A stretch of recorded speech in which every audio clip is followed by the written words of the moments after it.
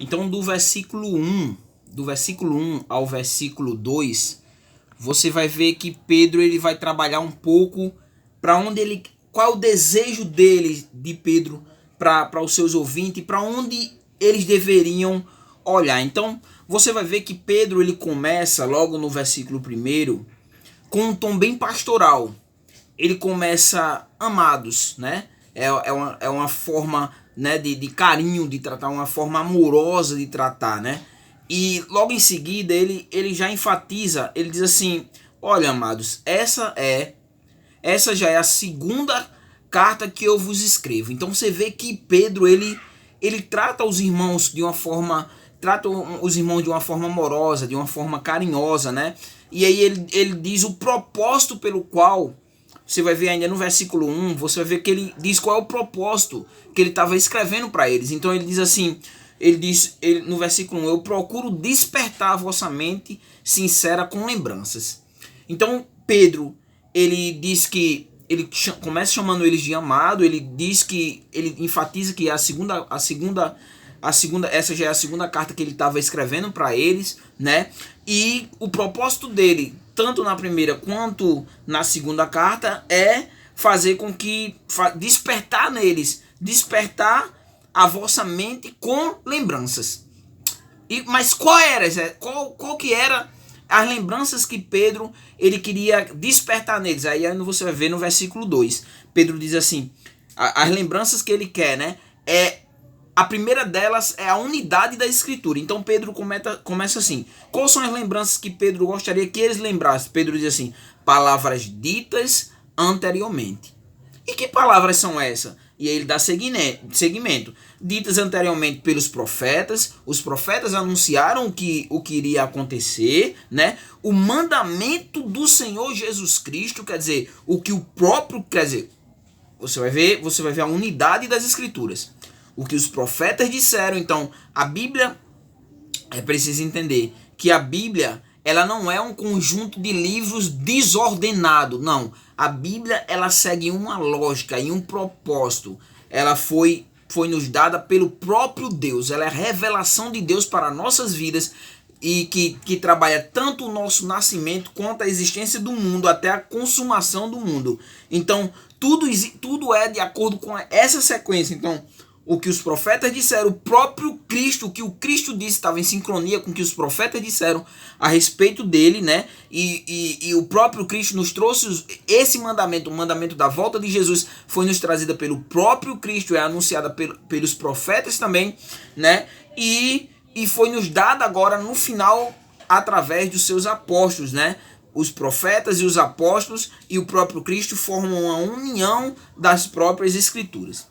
E aí, né, a intenção de Pedro é conduzir as pessoas para a palavra de Deus, para as escrituras, para a unidade das escrituras. A escritura, ela segue uma sequência, é una. A Bíblia, ela é a palavra de Deus e ela tem um único objetivo: nos revelar a graça de Deus em nossas vidas e nos conduzir, nos guiar ao centro da vontade de Deus. Então, diante disso, qual seria, nessa primeira parte, né, o versículo 1 e 2, que lições nós poderíamos tirar para nossas vidas, o que nós aprendemos, qual é a pedagogia do texto, o que isso nos ensina, como esse texto dialoga conosco? A primeira coisa que nós precisamos entender é que a Bíblia é a palavra de Deus.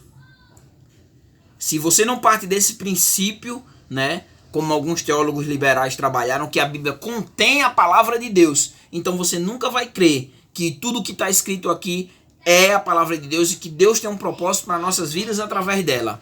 Mas se você partir desse pressuposto de que a Bíblia, ela é a palavra de Deus e que ela é inspirada por Deus, então nada, Paulo trabalha isso a Timóteo no capítulo 3, versículo 16, né?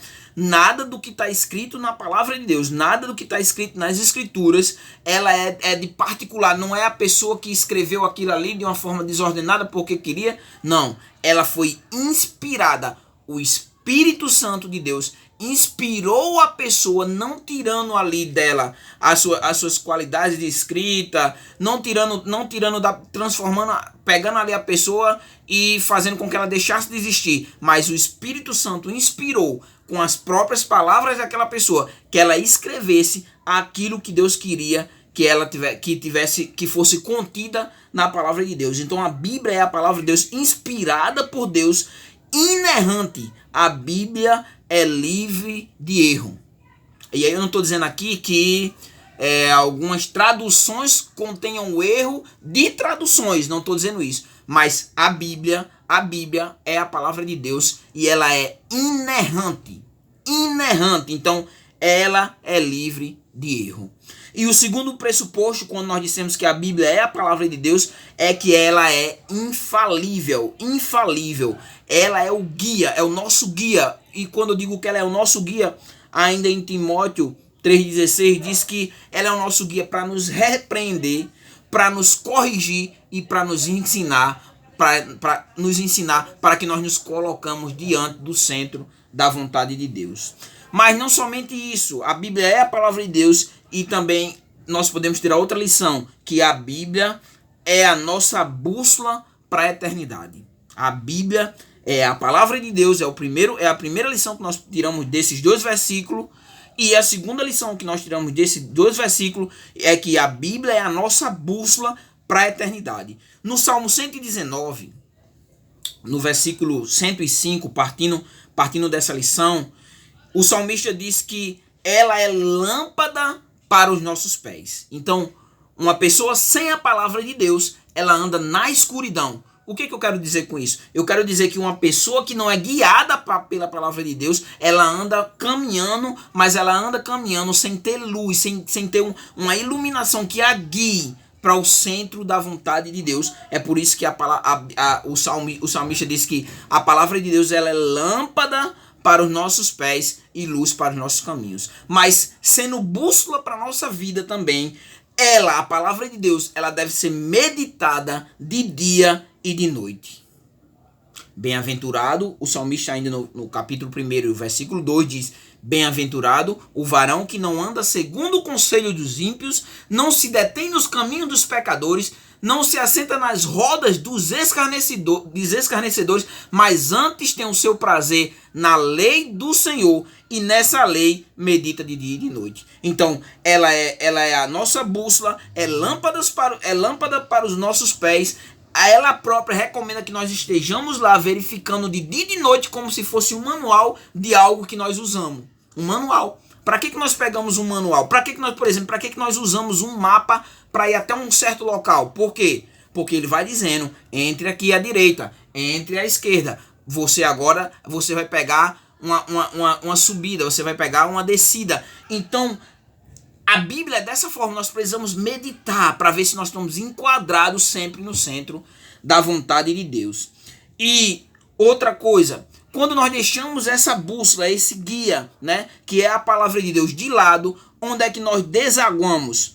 O profeta Oséias, né, um dos profetas menores, ele diz uma coisa no capítulo 4 e no versículo 6, né, que vocês erram. E qual é o motivo que as pessoas erram e saem do centro da vontade de Deus? Elas erram e elas saem do centro da vontade de Deus porque elas não conhecem as Escrituras.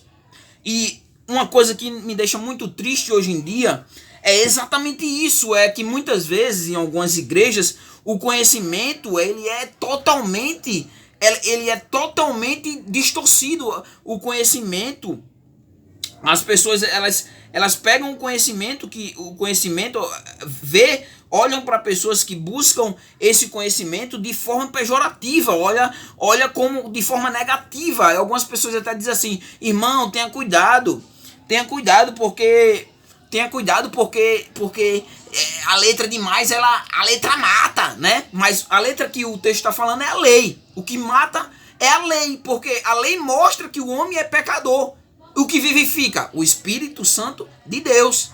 Então, Efésios 2:1, ele vos vivificou, estando vós mortos em vossos delitos e pecados. Quem vivifica o homem é o Espírito Santo de Deus. A lei somente conduz o homem à morte, porque a lei não justifica o homem. Então, o texto de Oséias, no capítulo 4 e o versículo 6, diz assim: eis que o meu povo está sendo arruinado, porque lhe falta o conhecimento da palavra de Deus. Ou em algumas versões, o meu povo está sendo destruído, e o motivo dessa destruição é a falta de conhecimento da palavra de Deus. Porquanto fosse negligente no ensino, eu também vos rejeitei, a fim de que não mais sejais sacerdote diante de mim, visto que vós esquecestes da Torá, da lei, do teu Elohim, teu Deus. Eis que eu também ignorarei vossos filhos. Então, quando nós deixamos as escrituras de lado, nós caímos. É isso que estava acontecendo aqui. Onde Pedro está tentando. Voltem para as escrituras. Ela é una. Ela nos dá o caminho desde o seu início até o fim. Então, vocês não podem ser guiados pelo que A, pelo que B diz, mas vocês devem ser guiados pela palavra de Deus, porque a Bíblia é a palavra de Deus e a Bíblia é a nossa bússola para a eternidade. Então são essas duas lições que nós tiramos dessa primeira parte. E aí Pedro, a partir de agora, Pedro vai falar um pouco sobre esses falsos profetas, sobre esses falsos mestres, e aí nós vamos ver o que Pedro diz com relação a eles e aí tirar outras lições do que nós podemos ver com relação a esses falsos mestres do texto aqui que negligenciavam a vinda do Senhor.